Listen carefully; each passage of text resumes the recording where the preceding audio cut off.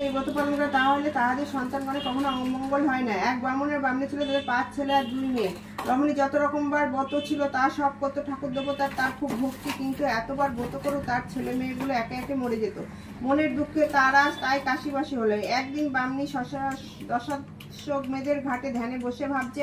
এমন সময় মা ষষ্ঠী ব্রাহ্মণীর বেশ ধরে এসে বলে, হ্যাঁ গা, ঘাটে বসে বসে কি ভাবছো? ব্রাহ্মণী বললে, আর মা, 7টা ছেলে মেয়ের মা হয়ে আজ সব হারিয়েছি, কতবার ব্রত করেছি। মা ষষ্ঠী বলে, নীল ষষ্ঠীর ব্রত কখন করেছো? ব্রাহ্মণী বলে, না মা, কখনো ও নাম শুনিনি, ওর নিয়মও জানি না।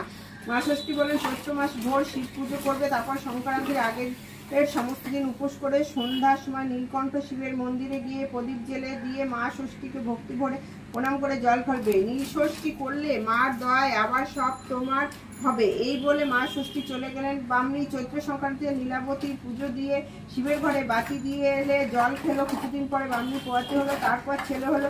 ছেলে মেয়েগুলি দিনের পর দিন, মাসের পর মাস বেঁচে রইল। ব্রাহ্মণের কাশিতে খুব সুনাম হলো। ব্রাহ্মণী ক্রমে ক্রমে নীলষষ্ঠীর পুজো চারিদিকে প্রচার করলো। প্রতিরাজ্যে চৈত্র মাসে সংক্রান্তির দিন উপবাস থাকে। সুতরাং শিবের মাথায় 5টি আকন্দ ফুল ও সিদ্ধি, গাজা, দুধ মিশ্রিত গঙ্গা জল ঢালে, ঘিয়ে প্রদীপ জ্বালিয়া দিবে এবং শিবকে প্রণাম করিয়া জল খাইবে। খাবার পর ব্রত কথা শুনিবে।